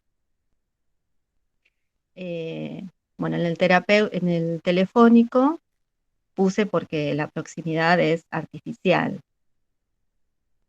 Hoy, bueno, tenemos las videollamadas por ahí, por ese lado, nos podemos ver las caras y los gestos, pero la realidad es que uno manda un mensaje y no sabe el otro qué hizo cuando leyó el mensaje. Si le gustó y por ahí le puso un emoji de risita y no le causó ninguna gracia, ¿no? Y bueno, en general, yo puse acá en general porque también se da incapacidad, me parece que sin tanta etiqueta, en la falta de lenguaje común, en esto de desoír o oír mal, y a veces en la inseguridad, ¿no? Que uno no habla o no dice algo porque no está seguro de la idea que tiene o de la idea que quiere transmitir. Entonces, no se produce ese diálogo. Bueno, ahí terminaría. Muy bien, muy clara, muy precisa, muy bien, Núñez. No me vieron, ¿no? No, no Yo te no veo vemos, nada. pero Ahora te no sé cómo salir escuchamos. de acá. Ahí Bueno, está. una cosa que lo decimos acá, no es un reproche ni nada por el estilo. Si llega a pasarles algo así, lo que está bueno hacer, pero bueno, ya Ay, no está. sé cómo Yo volver. pensé que no se podía compartir por celular. Le pasan el PowerPoint a una compañera y lo proyecta a otra compañera. O sea, eso Ah, porque hubiera acá me dice, simplificado mucho las cosas. Mica me dijo, y yo le dije, no, porque quería intentar. Pero acá ahora me sale que no puedo usar la cámara mientras comparto la pantalla. Claro, tenés que dejar de compartir. Ahí está. Sería, ¿no? Ahí está. Ay, qué macana. Bueno, pero qué interesante los temas. Me quedé enganchado, sí, esto que decías del mensaje, ¿no? De, qué sé yo, hay muchos códigos que en el mensaje de texto no se pueden transmitir. El El tema ejemplo del tono también, ¿no? Que del capaz uno tono. manda un mensaje y uno lo lee en un tono, no sé, medio agresivo, más para el conflicto, y uno se lo dijo lo más bien. Claro, Sí, o al justamente revés. Mica el año pasado me decía esto de escribir en mayúsculas, ¿no? Que Ah, parece que que no se puede porque el otro lo toma como que está gritando. Sí, Qué sé claro. yo de repente hablo con mi mamá o con mi suegra y escriben en mayúscula porque no ven, ¿no? Sí, Claramente, y me dice, mandame los mensajes en mayúscula porque no veo. Entonces, no es un grito, ¿no? Entonces ahí está esto de este quiebre, ¿no? Que no sabemos lo que entiende el otro. claro, tal cual, el mismo mensaje material da para interpretaciones diferentes. En un caso que estás Claro, atendiendo a que no ve y en otro que le estás gritando. Pues yo si recibo un claro. mensaje en mayúscula pienso que me están gritando, me están llamando la atención mal. Claro, Claro, bien, claro. bien, muy buen ejemplo. Sí, Me bueno, Eh, acuerdo que la interesante, profe igual del muy año lindo. pasado de tecnología había dicho eso, que es una convención Claro, internacional en todo lo que es las reglas del TIC, que escribir en sí, sí, sí, mayúsculas es gritar, es análogo a gritar. claro. Pero bueno, al menos que haya una excepción en un acuerdo. Bueno, excepcionalmente acá no sabemos. claro, Claro, pero por ahí estás con una persona que no sabe y te lo escribe en mayúscula y no te está gritando. Claro, claro, a menos Entonces, que convencionalmente se hagan estos acuerdos, digamos. es un poco como el jajaja y el jejeje del sí, Facebook. Ese no lo sabía, ¿eh? Yo no sabía, claro. Nunca más Igual, le comenté nada, ¿no? igual me Obviamente. perdí la diferencia semántica entre el jajaja y el jejeje. ¿Cuál es la diferencia? No Habría que sé, ver, no no, sé, fue qué hace decía la mucho, me publicación. acuerdo. Pero ¿Cómo? claro, No como que entendí. Habría que ver estaba, qué decía lo que publicó el hijo, no sé. Ah, claro, no, no, yo pensé que jajaja y jejeje no es lo mismo. no, no es lo mismo, no significa lo mismo. Justo ahora no está para que me diga, pero me Ah, pero me acuerdo que me acabo, retó, me acabo de enterar que no pero significa lo mismo. fue hace un montón, sí, sí. Bueno, Me después dijo nos... que me dio las pautas, que según lo que quería decir, yo tenía que poner jajaja, si no jejeje o jijiji. No Bueno, comenté nunca más nada. bueno, nos desayunaremos después a ver qué quiere decir cada una. La Después verdad es que yo no les voy sabía que contando. había diferencia. Bueno, me parece que se colgó. Hola. Bueno, Yo te escucho, no la veo a Claudia moverse. Claudia, ahí está. Ahí Una volví. cosa, vos presentaste el caso bueno, terapéutico, la conversación familiar, como, ¿cuál era el tercero? Ahora se me fue. La negociación. La negociación, como casos de diálogo inauténtico. Me parece que él lo presenta No, no, como no. caso. O sea, es cierto En que pueden principio dice degenerar. que, eh, claro, en principio él los presenta como auténticos, ujú, ¿no? Pero después también dice que justamente la negociación, si bien es un caso auténtico de diálogo, porque se da entre dos personas movidos por intereses, que no se encuentran las personas en sí. no, y No es es verdad, en el caso de la negociación, puede haber, por ejemplo, como en función del propio interés, un engaño, claro, ¿no? Es decir, yo te hago eso, creer a eso es lo vos que que dice. el producto que vos me querés comprar vale mucho más de lo que vale, y eso es una negociación exitosa para mí, digamos. Claro. Entonces, no Porque es, él en en ese sentido principio sería justamente auténtico. habla que la conversación, uno conversa porque va a producir afinidad, amistad, acercamiento. Ujú, Y de repente ahí en la negociación se da ese acercamiento, pero movido por intereses, no claro. por una afinidad, Y ¿no? dentro, Y en claro. el familiar lo mismo, porque si El bien, caso familiar, bueno, está esto que decías de la televisión, que es terrible, terrible. Y lo mismo pasaría con los celulares hoy, digamos, cada sujeto de la familia dentro de su propio celular. Pero también digo, para no caer en lo que decía la compañera antes de, ay, el tiempo pasado fue mejor y ahora todo es malo, malo, malo, digo, la conversación familiar siempre es un poco tensa y pasa lo mismo que en la pedagógica. Hay algunos que tienen más palabra que otros, sí, seguro, sí, ¿no? sí, sí. Pensemos una conversación familiar en la década del 60 cuando Gadamer escribe esto. No, creo que 70, Ujú. este es un poquito posterior. Bueno, Sí, esta es la no, segunda parte. digamos, es una familia patriarcal donde el padre se sienta primero en la mesa, luego se sientan los niños, donde empieza a comer el padre primero, y nadie se levanta de la mesa hasta que Sí. el patriarca se levanta de la mesa. O sea, a mí Claro, cuando por era eso chico él, me decían, no le contestes a un mayor. ¿Cómo vas a contestar a un mayor? Contestar se digo, entiende hablar por cuando están decir, hablando ¿no? los mayores. Ah, me Ah, hiciste acordar a mi claro. papá, sí. Me hiciste acordar a mi papá que mi papá decía juicio en la mesa. ¿Hacía Juicio era. juicio? No, él nos decía juicio en la mesa. Porque teníamos que estar todos calladitos comiendo y haciendo ¿Cómo caso. juicio? ¿Pero por qué juicio? No sé, era la palabra que usaba él para decir silencio y buena conducta en la mesa. Era Wow. juicio en la mesa. Con el, Sí, con sí. el pelo atado, por ejemplo. No, por eso digo, Nosotras ojo, no hoy, nos podíamos sentar si no teníamos, no mi papá, ¿no? Pero sí mi abuelo, con el pelo en el coso del plato, ¿no? Y yo veo a mis sobrinas, todo, digo, ay Dios, pero realmente feo, pero bueno, nosotros no, nos pero teníamos más que atar allá el de eso, pelo, pensemos el peso de la palabra, ¿entendés? Cuando habla alguien sí, grande, era sagrado. yo me acuerdo de escenas de, pero vos dijiste lo contrario la semana pasada.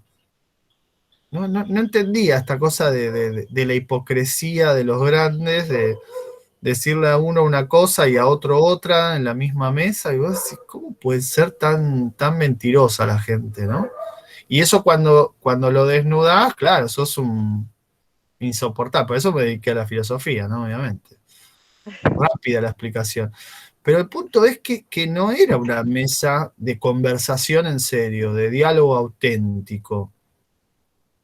No, No sé si ustedes ahora viven algo así, pero diga, pensar que ese espacio era más horizontal antes que ahora es imposible. O sea, digo, si hay, está bien, ahora se pondrán con las redes, pero si hay más democratización de la sobremesa es hoy, no es hace 40, 50 años.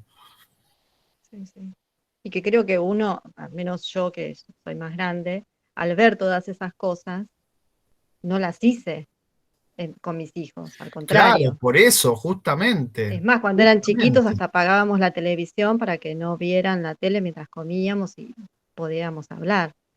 O sea que no, creo que uno Uy, toma qué esas cosas. pesado. Quieren hablar, uy, qué No, pero pesado. se acostumbraron y hablaban. No, no, no, no. Ah, Se bien, acostumbraron. buenísimo, buenísimo. Bien, ahí, la eficacia de la pedagogía familiar, me encanta, me encanta. Bueno, antes que se nos quede sin batería, Claudia, ¿alguien quiere comentar, señalar algo más sobre su exposición, sobre Gadamer? ¿No? Bueno, entonces pasamos, gracias, Claudia. ¿Sí? Muy bien, Clau, se entendió. Estuvo buenísimo, la verdad. Sí. Admiro la No, pobre tranquilidad. Juan. La templanza, Sufrí sí, mucho. sí. Impresionante. No, no, pero no se notó. Eso es lo No, genial. pero por esto, ayer ensayé todo, como había que presentar todo y hoy se me corta la luz. Yo te voy a ser sincero, hay partes que explicaste mejor que lo que explicó el profesor, ¿eh? No quiero ser crítico, pero en serio, muy claro, muy bien, Bueno, me y muy alegro. buenas imágenes realmente también elegiste. Fue un lindo Así texto, la que verdad que estuvo bueno. Me gustó. es un texto difícil, Fuera de lo pero político, ¿no? Que estuvieron hablando hasta ahora. Fue no, más pero es un relajado, más texto romántico. difícil, no es un texto fácil de leer. Ahora, cuando uno entiende lo que está diciendo, es muy interesante. Está muy Por bueno. eso digo, a veces es un poquito de esfuerzo nada más, ¿no? Es como decir, bueno, cambiale el aire, ¿no? Cambia el aire. Avanzá, no te desesperes por la oscuridad o la complejidad del texto, cambiás el aire y cuando baja la cuestión valía la pena. Es como un acto de fe, tenés que creer que el profesor puso ese texto ahí por un motivo muy noble, y eso va a caer después. Tienen que creer, no razonar, creer que hay una racionalidad atrás de todo. Yo sé que es difícil, ¿no? Claro, Estos esto de tiempos la son feos. precomprensión. Bueno, Ustedes creen en las ecuaciones, pero no en un docente capaz de armar un buen programa de filosofía. no, Es cómo no, de difícil, eso es se trata la difícil. planificación, ¿cómo que no? Es que la planificación lleva años, años, y mucho ensayo y error. Pero bueno. Bueno, vamos a Cuellar. Muchas gracias, Núñez. Esperemos que te vuelva la luz porque es desesperante el Sí, por asunto. favor. Y Gracias. cruzamos acá los dedos para que vuelva. Y pasamos a Cuellar. Ahí estoy tratando de compartir, profe. Bueno.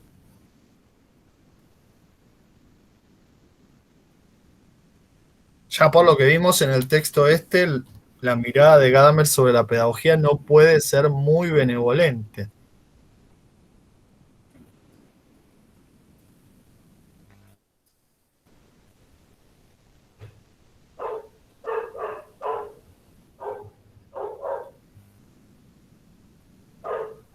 Bueno, ahí está empezando la presentación. Te vemos a vos.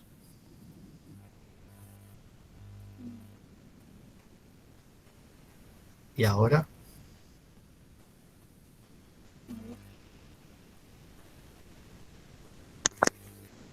Nos volvimos para atrás. Sí, sí, ahí va, profe.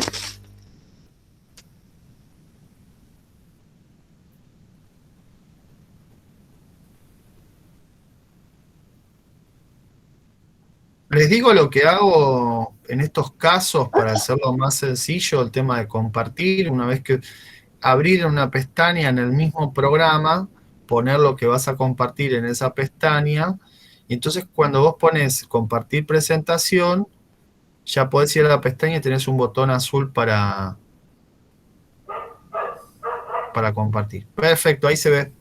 Ahí se ve. Todo Ah, suyo. bueno, yo voy a seguir con el mismo autor que estaba hablando Claudia, que es Gadamer. Y en este caso habla el texto de la educación es educarse. Se realiza dos preguntas al iniciar el texto, que es ¿quién nos educa y a partir de cuándo?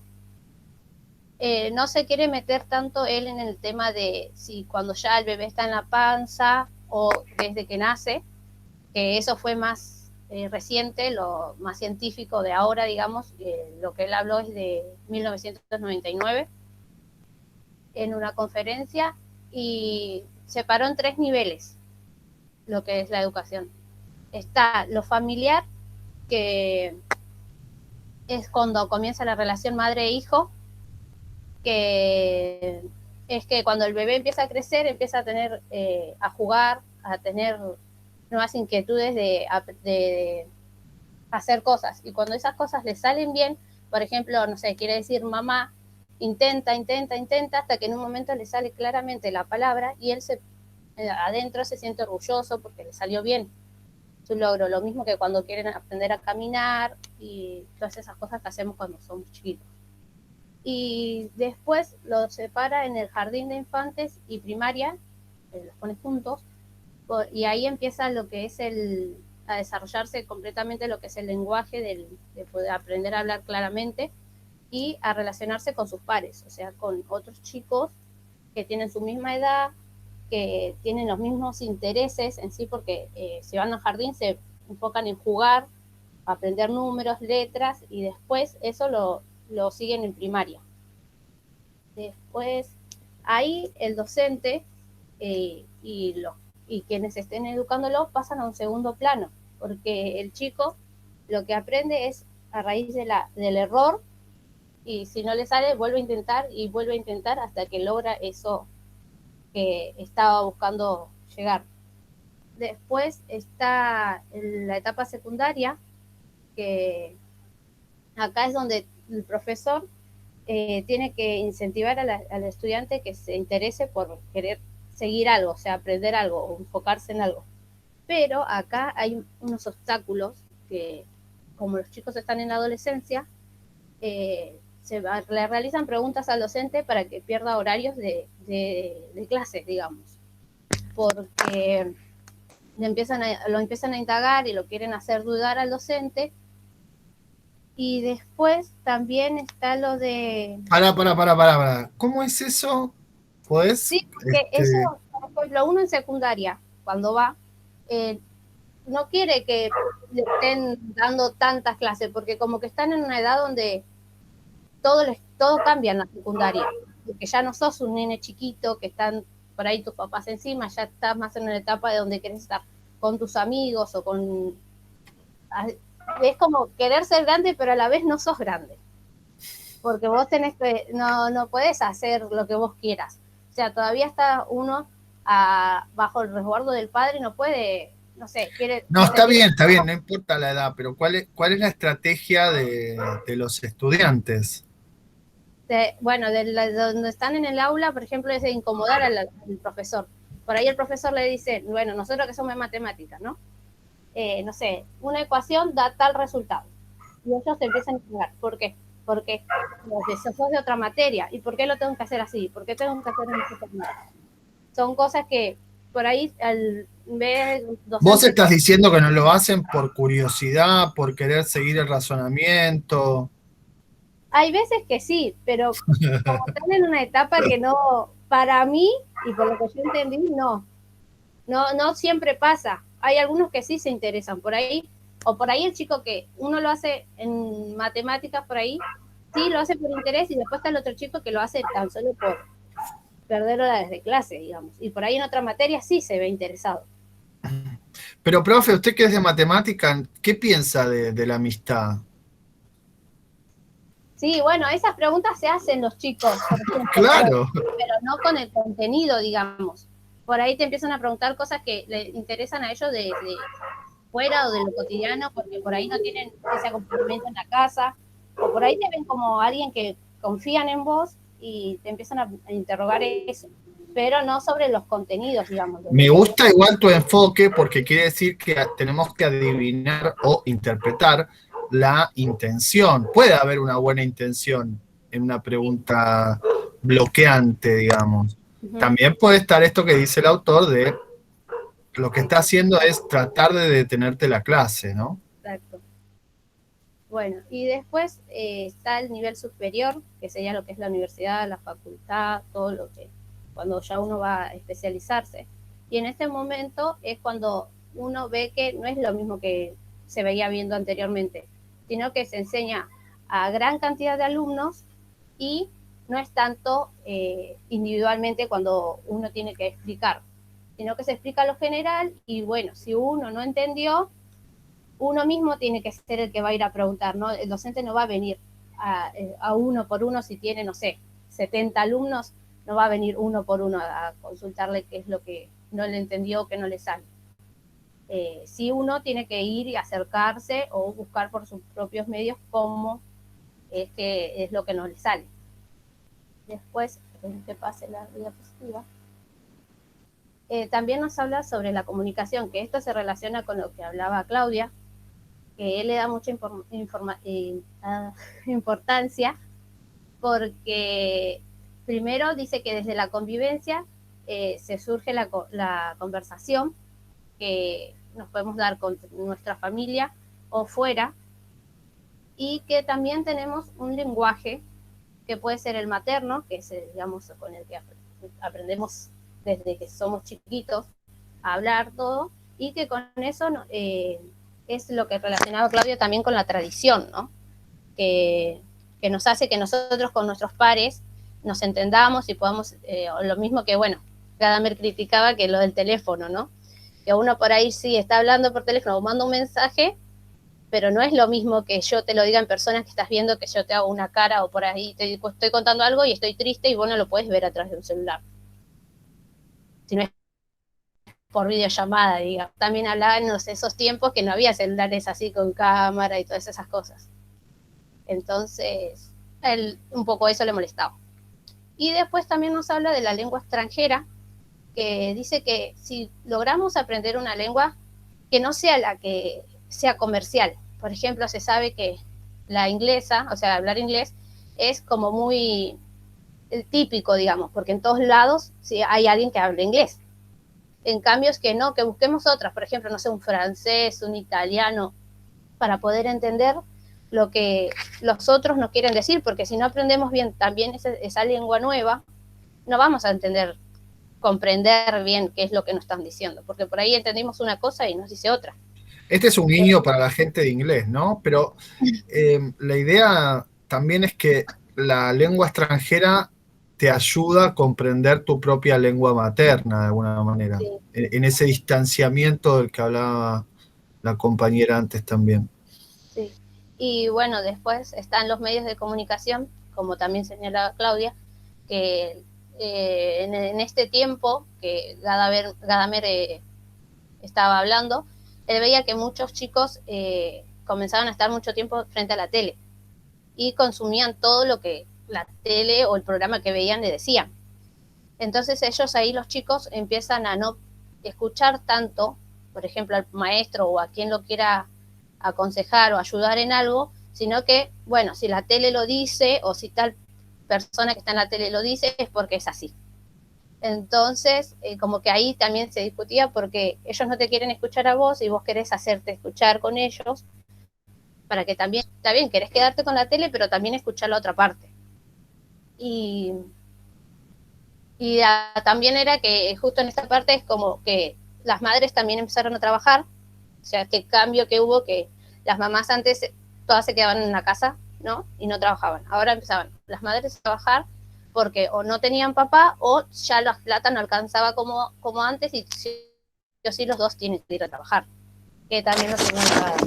Y después tenemos que él habla de la formación, que está la general y la específica. En la general nos habla de que se da en el ámbito familiar o en la escuela, digamos, porque es todo más general lo que vemos, no es tan específico. En cambio, la específica sería lo que se da más en la universidad, porque uno ya va a estudiar, no sé, medicina, bueno, estudiaste medicina, pero ahí vos tenés muchas ramas que se empiezan a especificar. Por ejemplo, no sé, querés ser dentista, bueno, pero odontólogo de qué, y así cada vez hay más cosas que se especifican más y no se sabe tanto lo general, sino que uno va más, voy a centrarme en tal tema, o en tal carrera, o en tal cosa. Y también lo que para mí, me dejó el texto, es que nos dice a nosotros que tenemos que nosotros salir a buscar lo que queremos saber, no que esperemos que los demás nos den, ¿no? Por ejemplo, yo no entendí algo del texto, bueno, no espero que el profesor me dé todo el texto, sino que, bueno, busco en video en YouTube, busco en otro archivo, busco en otro lado, una compañera por ahí lo entendió de otra forma, y bueno, y ahí podemos comparar. Así nosotros podemos potenciar nuestras debilidades y no dejarnos llevar por todo o de un solo lado sacar las cosas. Y hasta ahí, profe, llegué. Sí, no potenciar las debilidades, sino trabajarlas. Sí, Dijiste potenciar las debilidades. Bien, un poquito acelerada, ¿eh? Sí. Hablando de vértigo, terrible. Y una pregunta sobre esta cuestión de la formación general y específica. ¿Qué te parece que está tratando de decir el autor con esta distinción? Que ahora, en la actualidad, uno se basa más en lo que quiere, ¿no? Es como antes, que por ahí uno estudiaba general. Por ejemplo, ¿no? Cuando veíamos en primero, creo que era, las maestras antes estudiaban para ser maestras de primaria, y de ahí, bueno, se separaban, si una daba literatura, la otra daba naturales, pero ahora no, ahora por ahí hay más especialización, por ejemplo, en matemática, si uno quiere seguir química, quiere seguir física, cada cosa es cada vez más específico del tema, o cada vez más chiquito, digamos, por ejemplo. ¿Pero eso lo ve como algo positivo? No, él no. También yo tomaba, ¿no?, en cuenta, profe, que él era una persona que vivió hasta los 102 años, o sea, pasó un montón de cambios. Sí, claro, claro. A lo que él vivió, o lo que él cuenta, porque decía que eran experiencias de él algunas, y lo que se vive ahora, hay muchísimos cambios. Porque por ahí hay cosas que él lo veía mal, o por ejemplo, cuando dice que te llama el profesor por teléfono a tal hora, o si lo llamaste, le mandaste un mensaje, como que él lo veía mal. Y ahora se ve más con la pandemia cotidiano, o sea, uno puede esperarse que el alumno le conteste a cualquier hora, o que el profesor también por ahí se hizo un tiempo, no sé, 10 de la noche, y vos tenés a la mañana, bueno, te contestó a esa hora y pudo contestarte, pero él No no. podemos abundar en ese tema porque sería demasiado terrible para todos. Pero me interesa ese argumento, que es interesante porque es al revés del de Arendt que veíamos antes, ¿no? El argumento acá es el lamento de la pérdida de una formación general, humanística. O sea, la especialización te segmenta, te achica la mirada y se perdió esa mirada general, que es justamente al revés de lo que veíamos recién en el texto de Arendt, Sí, que decía, no, acá falta especialización. sí. Y por ahí los dos tienen razón, ¿eh? No digo, ay, a ver, debate, vamos a ver, que tomemos partido por quién. Quizás Sí, los dos tengan razón. por ciertos temas es más, capaz que si vas por un lado es mejor que seas más general, y por ahí algún tema es más que vayas a lo específico. Quizás no es que ir por elegir a Arendt o a Gada. No, claro. Bueno, ¿algún comentario, análisis, pregunta? A mí me parece que esto de la especialización tiene que ver también con cómo fue evolucionando el capitalismo en el mundo. El capitalismo fue exigiendo especialización. Entonces, por eso el autor plantea esto, ¿no? Estos cambios. Son procesos que se fueron dando medio que no hubo manera de frenarlo. O sea, la vorágine misma de la producción o de la superproducción nos fue llevando a estas especificaciones. Me hizo acordar a ¿cómo se llama? Chaplin, ¿viste? En tiempos modernos, haciendo así. Genial ese video. Sí, tal cual. Y se iba caminando haciendo así con las manos, porque no podía, o sea, nada, había que vivir y había que sobrevivir. Y en esa sobrevivencia hubo una superproducción y demás, y cada vez más especializaciones. Él todo lo que hacía, lo único que hacían durante todo el día era ajustar los tuercas. Era bien específico lo que tenía que hacer. Y bueno, nada, pasó eso. Sí, es Lo algo mismo los gracioso. chicos. Es algo gracioso lo de Chaplin, pero terrible al mismo tiempo, y viene de esta idea de especialización que decís, viene de Marx, ¿no? El trabajo alienado. Claro, sí, y hoy más que nunca.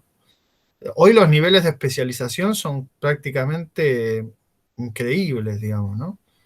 Y las consecuencias prácticas de eso, porque la compañera mencionaba el caso de los médicos, que efectivamente tienen una especialización, pero han perdido mucho de la cuestión general. O sea, al médico le preocupa el pie, y nada más que el pie, no la persona. No entiende que el pie está insertado a una persona, inserto, ¿no?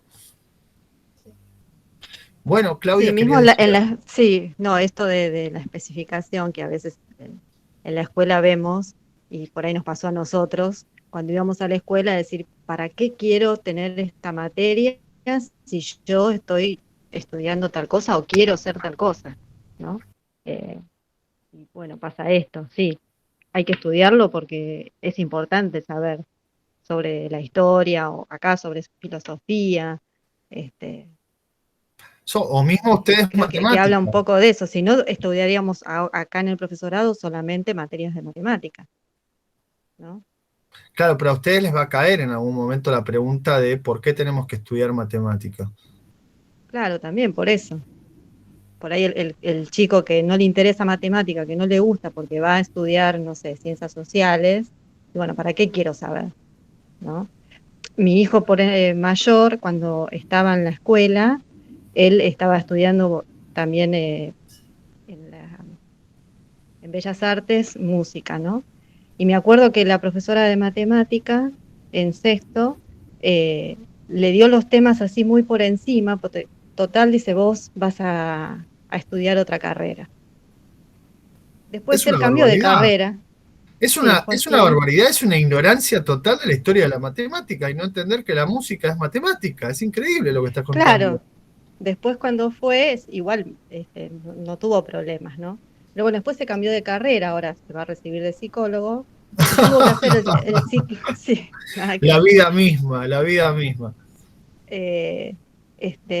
Tuvo que hacer el ciclo básico en la UBA y tuvo que ir a particular de matemática. Y dijo, yo estos temas los vi, pero claro, la profesora no le daba bolilla, porque decía, bueno, vos total, Suárez, dice, vas a ser músico, no te hagas problema, no vas a hacer el ciclo básico, entonces no necesitaba tanta especificación.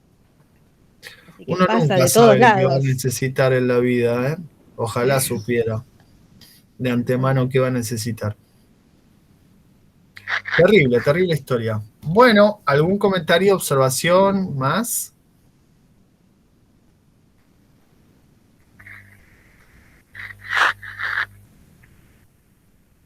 Nada, bueno, les pongo acá. Bueno, gracias por la paciencia. Ahora entramos en receso, luego vienen mesas de exámenes interminables, así que nos vemos en septiembre, así un salto abismal. Pero descansen, por favor, límpiense un poco de los Zooms y los ejercicios. No, hay que ponerse al día con tanto. No, ponerse al día no. No me voy a tomar ni una semana, me parece. No, tómense una semana, sean racionales. Administren la fuerza y Hay que háganle buscar caso a lo que las dice ondas. Cuellar. Educación es educarse. Claro. Bueno, yo sigo con los sobrinos en casa. Me estoy muriendo de la nariz porque aparte están plastificando arriba y hay un olor acá adentro a químicos. Bueno, Qué mal la estoy pasando. vas a empezar a ver cosas que van Sí, circulando sí. Como por los ahí. Simpsons, ¿no? Chupando el sapo verde. Bueno, felices vacaciones o descanso, receso invernal y si mucha mer los exámenes, si hay exámenes en agosto y nos estamos viendo en septiembre. Muy buena clase, chicas, hoy. Dale. Estuvo buenísimo. Muy buena clase. Gracias, profe. Buenas vacaciones, nos estamos viendo. Felices vacaciones. Chao. Un beso. Nos vemos.